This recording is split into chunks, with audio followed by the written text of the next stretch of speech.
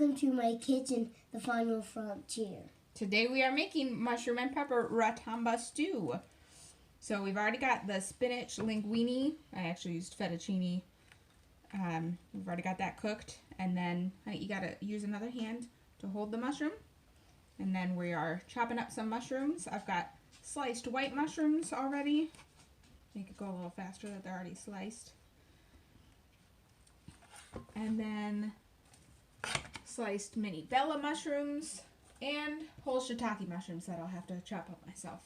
So we've got 3 different kinds of mushrooms. We've got onions, we've got garlic, we've got red and green peppers, and then we have the linguine and some other spices that are going to go in there. Oh, and tomatoes. I have to chop up the tomatoes too, which we'll do after Jordan is finished with his mushrooms. There you go. We are cutting up the first kind of mushroom right now. The white mushrooms, they were pre-washed. And they are pre-washed. So that is good. Jordan has his own special knife. It's all plastic. Aunt Jessica got it for him. They don't even know her. Well, you're right. A lot of our viewers may not know Aunt Jessica, but his aunt got a whole chef kit for him because he is so inspired to start cooking. So there we go. I've done my job. I don't need to do any more of these videos, right? You're inspired? I am not inspired. You're not inspired? You don't want to be a chef? I do want to be a chef. Ah, that's what I mean by inspired. Okay, well, you have filled up the cutting board, so thank you for helping, and I will get started on the rest of the stuff. But what about the rest of the white mushrooms? I will get those when we have more room. Alright, so first we're going to be, well, first we cook the pasta, but that's already done. It's in this pot here. Now I'm putting some olive oil down and heating up the garlic. So 6 cloves of garlic. Remember, a clove is just one of the segments of garlic, not the entire head. I've already crushed it up. It's here on the same plate as the onions. So I've got to be careful here.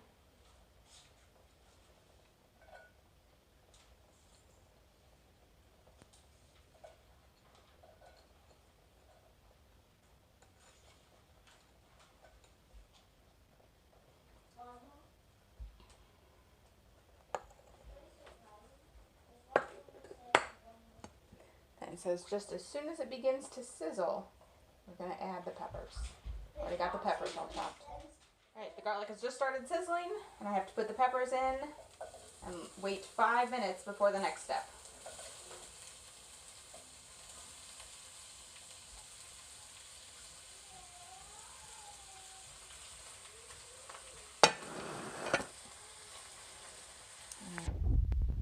Looking like. Okay, so now I've added the mushrooms and the tomatoes after the onions. And then the instructions are to stir over medium heat, until the tomatoes are dissolved. And I do not know what that means. I've never seen tomatoes dissolved before. Like, are they supposed to be separating from their skins? Is it like we've got that juice coming down in there? Does that count as dissolving? So I'm just going to stir it for a while, and then we're simmering it for 15 minutes. As you can see, this is almost totally filling up the pan, and I didn't even use all the mushrooms that it called for. It seemed pretty mushroomy. But as you know, fungi grow all across the galaxy on almost every habitable planet, according to Neelix, aka Ethan Phillips, who wrote the Star Trek cookbook. So gotta use a lot of mushrooms. There's a couple shiitake mushrooms in there too. But I saved those when I realized I wasn't going to have enough room because those are expensive. So we'll save those for another recipe perhaps that I'll try to do fairly soon so they don't go bad. I don't know. I can see like little bits of tomato sticking to the mushrooms. Does that count as dissolving? We'll go with yes. Because I can't tell, now I can't tell if it's tomatoes or peppers that I'm touching. That I'm stirring around. I'm not sure. And then I'm going to simmer it for 15 minutes and combine it with the spinach linguine, but I actually got fettuccine because, again, it doesn't matter that much, and they didn't have spinach linguine at the store.